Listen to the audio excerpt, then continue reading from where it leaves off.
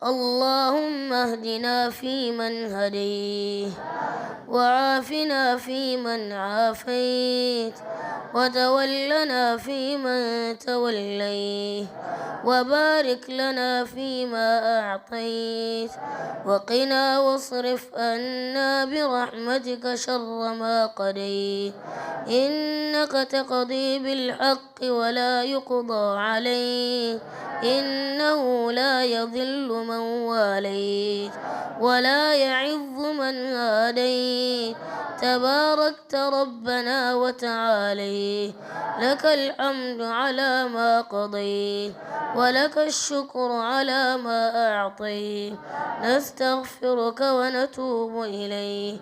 اللهم قسم لنا من خشيتك ما تحول به بيننا وبين معاصيك، ومن طاعتك ما تبلغنا به جنتك، ومن اليقين ما تهون به علينا مصائب الدنيا، ومتعنا اللهم بأسماعنا وأبصارنا وقواتنا أبدا ما بقيتنا، واجعله الوارث منا، واجعل ثأرنا على من ظلمنا، وانصرنا على من آدانا، وانصرنا على من آدانا، وانصرنا على من آدانا، ولا تجعل مصيبتنا في ديننا، ولا تجعل الدنيا أكبر همنا، ولا مبلغ علمنا، ولا إلى النار مصيرنا، واجعل الجنة هي دارنا.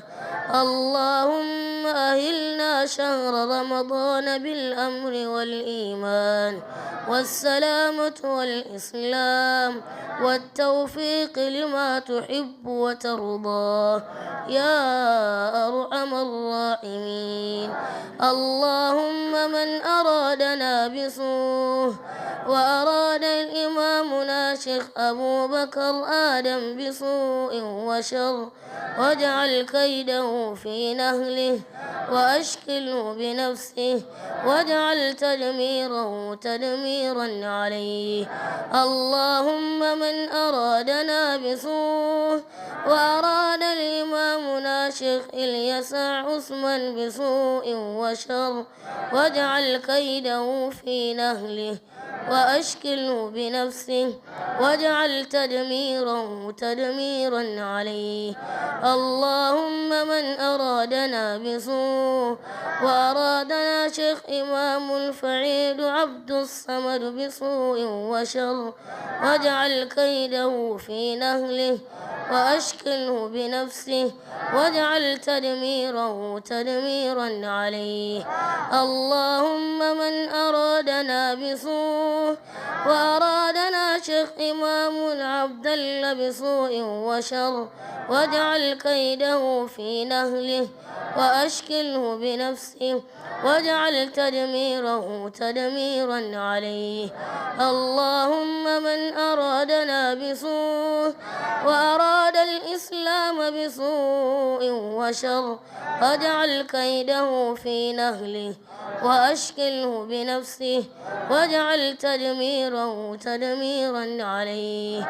اللهم صل على محمد وعلى آل محمد كما صليت على آل إبراهيم وعلى آل إبراهيم إنك حميد مجيد، وبارك على محمد وعلى آل محمد كما باركت على آل إبراهيم إنك حميد مجيد.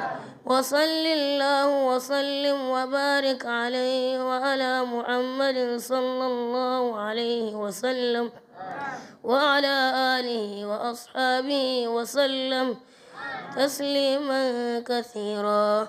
وآخر دعوانا عن الحمد لله رب العالمين.